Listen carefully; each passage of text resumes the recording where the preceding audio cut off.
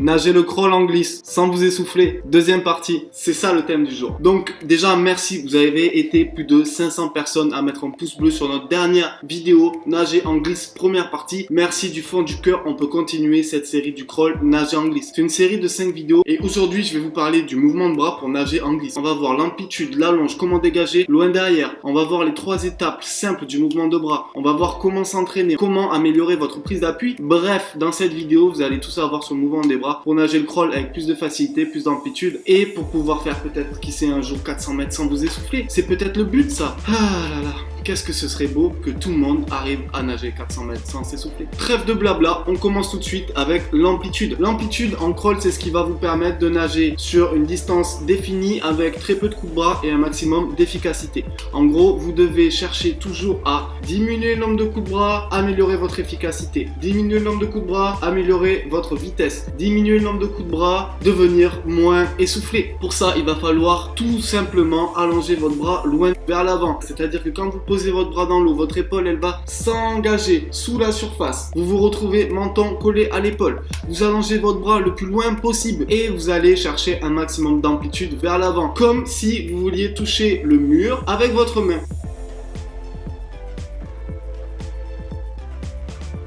Donc une fois que vous avez fait une bonne amplitude, une bonne allonge vers l'avant, ce qu'il faut savoir aussi pour avoir une bonne amplitude, c'est que vous devez dégager votre bras loin derrière. Pour ça en fait, le repère c'est tout simplement d'avoir le bras tendu loin derrière.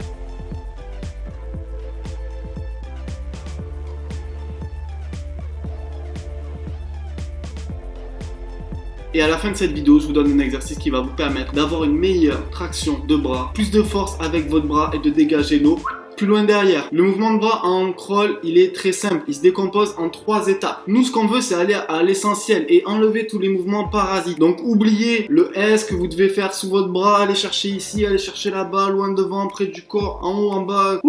3 étapes. Première étape, j'allonge. Ok, comme je vous ai dit sur l'amplitude pour aller loin devant. J'allonge mon bras et je viens chercher un appui. Mon bras, je l'amène loin devant. Je dois m'assurer que quand je vais faire ma traction de bras, je dois avoir beaucoup d'eau sous l'avant-bras et sous ma main. La deuxième étape directement, nous on enchaîne, c'est pelleteuse, c'est-à-dire que je viens casser coup de haut, je garde mon coup de haut, hop, je prends toute l'eau sous mon avant-bras, sous ma main, et là j'ai fait ma deuxième étape.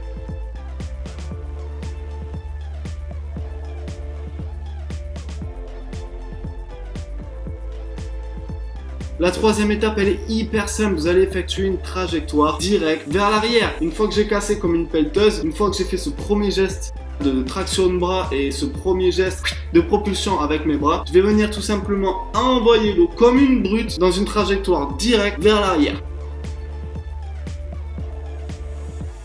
Si vous avez cherché suffisamment d'amplitude vers l'avant, donc sur la première étape, votre prise d'appui. Si vous avez cassé votre coude correctement, que vous avez pris de l'eau sous votre avant-bras et sous votre main, et que vous avez dégagé avec un maximum d'amplitude vers l'arrière comme une brute, et en plus vous allez y arriver beaucoup plus facilement avec l'exercice que je vous donne à la fin, il n'y a aucune raison que vous nagiez le crawl de manière inefficace. Si vous arrivez à mettre ça en place sur chacun de vos coups de bras, vous serez beaucoup plus efficace sur votre nage du crawl. Maintenant, comment vous entraîner en crawl?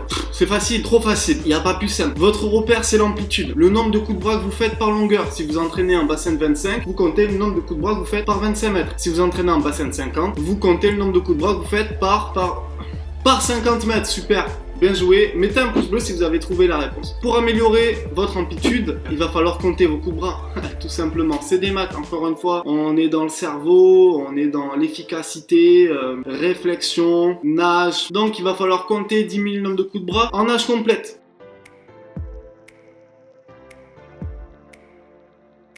En crawl pull boy.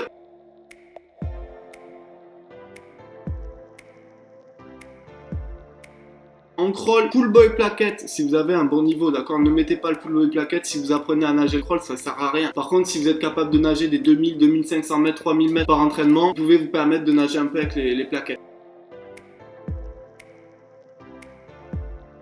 Tout ça, ça va vous aider à améliorer votre amplitude. Si vous arrivez à faire moins de coups de bras avec le pull boy, vous arriverez à faire moins de coups de bras en nage complète et vice versa. Et ça va vous permettre d'être bien concentré sur vos bras en natation. Bang bang. Maintenant, je vous donne 3 exercices concrets parce que c'est bien beau la partie théorique, etc. Mais je vous donne 3 exos. Le premier exo, ce qui va vous permettre d'améliorer votre prise d'appui vers l'avant, c'est la godille. La godille, vous pouvez la faire en amenant vos bras loin devant, en cassant vos coudes comme ceci. Donc cette godille, vous la faites avec les bras loin devant et vous allez voir que au fur et à mesure, vous allez être capable de sentir beaucoup plus d'eau sous votre avant-bras, sous votre main.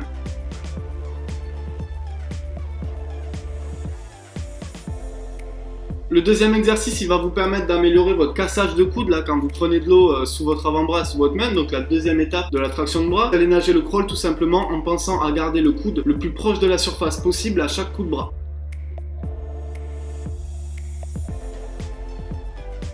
Et le troisième exercice, celui dont je vous parle tout à l'heure, en fait celui-là il est super intéressant, c'est dégager loin derrière plus temps d'arrêt. Et le plus souvent possible en nageant le crawl, vous allez effectuer cet éducatif et vous allez bien prendre soin de marquer votre temps d'arrêt derrière, que ce soit 1 ou 2 secondes. Vous allez marquer votre temps d'arrêt, ça vous permettra vraiment de choper la bonne habitude d'amener votre bras loin derrière, de dégager loin derrière, parce que sans ça, vous ne pourrez pas progresser en crawl. Sans ça, vous ne pourrez pas devenir plus rapide en crawl et sans ça, vous ne pourrez pas nager en glisse. Cet exercice, il a à répéter régulièrement.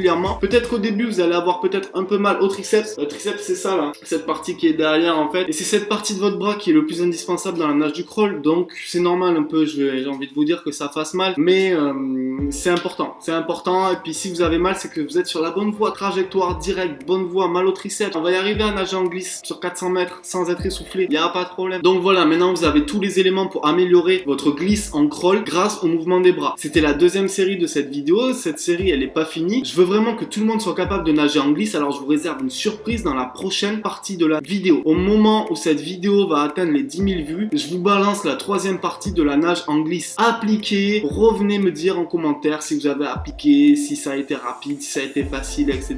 Dites-moi si ça a été efficace. Abonnez-vous si c'est pas déjà fait, partagez cette vidéo en masse. C'était Malcolm de Apprendre sur la natation, je vous dis à très bientôt. Ciao!